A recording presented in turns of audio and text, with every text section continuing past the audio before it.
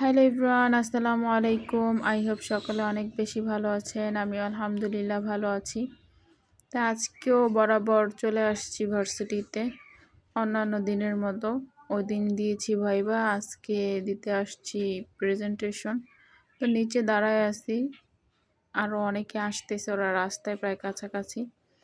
তো ওদের জন্য অপেক্ষা করতে করতে ভাবলাম যে ক্যাশ কাউন্টারে যাই, অফিসে যাই, ওইখানে যে কাজগুলো আছে সেগুলো শেষ করে আসি। ক্যাশ কাউন্টারের ভিতরেই দেখি যে গাছটা আছে, মানে ভাল লাগে, সবুজের ছোঁয়া সব জায়গায় থাকলে পরিবেশটা ভালো থাকে, মনে হয় পরিবেশটা বজায় আছে। যাই হোক, ওদের জন্য ওয়েট করতে করতে আমাদের অফিসিয়াল কাজ সব শেষ, তারপর ওরা আসে নাই। ওরা কি আদৌ আসছে কিনা জানি না, মিথ্যা কথা বলছে কিনা সেটাও জানি না। তো এখানে ভিডিও করতেছি, ইচ্ছা করে আমার ডিস্টার্ব করতেছে, মানে দেখতেছে আমি ভিডিও করতেছি, তারপর ইচ্ছা করে ডিস্টার্ব করা যেটাকে বলে। আমাকে বলতেছে যে ভাইবার কি টপিকগুলো সেটা একটু বের করে দিতে, মানে সারা বছর ক্লাস করব না, একদিনের শেষে একদম ফুলফিল মার্ক নিতে চায়, কি আর করার। যারা যারা আমার ফেসবুক পেজ থেকে আমার ভিডিওগুলো দেখতেছেন তারা অবশ্যই আমার পেজটাকে ফলো করে দিবেন, এবং যারা যারা আমার ইউটিউব চ্যানেল থেকে দেখতেছেন তারা অবশ্যই আমার চ্যানেলটা সাবস্ক্রাইব করে দিবেন। লিফটে 9 নেমে গেছি এবং আরও একতলা উঠতে হবে, এই জন্য সিঁড়ি বেয়ে উঠতেছি। তো কিছু করার নাই, আজকে হলো ক্লাস টপ ফ্লোরে, একটা ক্লাসই টপ ফ্লোরে।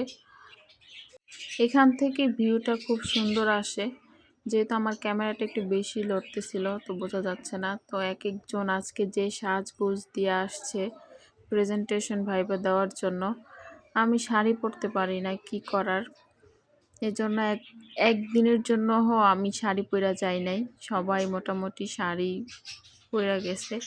তারপর কি সবাই প্রেজেন্টেশনের সব কিছু রেডি টেডি করতেছে, আর এই ফাঁকে আমরা কিছু খাওয়া দাওয়া করতেছিলাম। ললিতা নিয়ে আসছিল খিচুড়ি, এই সীমান্ত নিয়ে আসছে নুডলস। অবশ্য আমি এত বেশি খাইতে পারি নাই, কারণ আমার ভাইবা বলেন, প্রেজেন্টেশন বলেন কিংবা এক্সাম, এই টাইমটাতে আমি এতটা প্যানিক হয়ে যাই বা এত টেনশন কাজ করে, আমার খাওয়া দাওয়া বন্ধ হয়ে যায়। তো সাইফুল আবার সীমান্ত তামান্নাপুকে খাওয়াই দিতেছিল, দুষ্টামি করতেছিল। মানে আসলে ভার্সিটি লাইফটা অনেক বেশি মিস করব একটা সময় গিয়ে, যখন আর দেখা হবে না, চাইলেই একসাথে হতে পারবো না, তখনই অনেক বেশি মিস করব। এক একজন এক এক সেকশনে চলে যাবে। তারপর কি ভাইবা শেষ করে আবার নামলাম, লিফটের জন্য ওয়েট করতেছি। লিফটে এত বেশি রাশ, এটা সবসময় থাকে। আমি ভিডিও করতেছি, ওইখান থেকে সীমান্ত হাই দিতেছে সবাইকে, তো ওর হাইটা অ্যাকসেপ্ট করেন আপনারা সবাই। যারা যারা শাড়ি পরছে সকলকে অনেক বেশি সুন্দর লাগতেছিল, এবং তাদেরকে অনেকগুলো ছবি উঠায় দিচ্ছি। মানে শাড়ি পরতে পারি না আমি, এটা একটা আফসোস। কি করার, আর কিছু করার নাই, না পড়তে পারলে তো আর কিচ্ছু করার থাকে না, তখন বোরকা পরেই ইউনিভার্সিটিতে যাইতে হয়। তো সবাই আবার প্রেজেন্টেশন দেওয়ার জন্য রেডি হইতেছে, সবাই পড়তেছে, কেউ কেউ স্লাইড তৈরি করতেছে, কারণ সবার এটা একটা অভিজ্ঞ। এবং প্রেজেন্টেশন যখন প্রথম প্রথম দিতাম তখন মনে হইতো যে অনেক কঠিন বা পারবো না, কিন্তু একটা সময় ইউজ হয়ে গেছি, কিন্তু এটা দেওয়ার মাধ্যমে অনেক কিছু অ্যাচিভমেন্ট করতে পারছি। তো খুব ভালো হয়েছে প্রেজেন্টেশন দিয়ে স্যারকে বিদায় করে চলে যাব বাসার উদ্দেশ্যে। আজকে প্রেজেন্টেশন মানে দিতে দিতে একটু লেট হয়ে গেছে, একটু না অনেকটাই লেট হয়ে গেছে। বাস মনে হয় না পাবো, কারণ আজানের আগে, যেহেতু শুক্রবার জুমার দিন, আজানের আগে বাস একটা অলরেডি চলে যায়।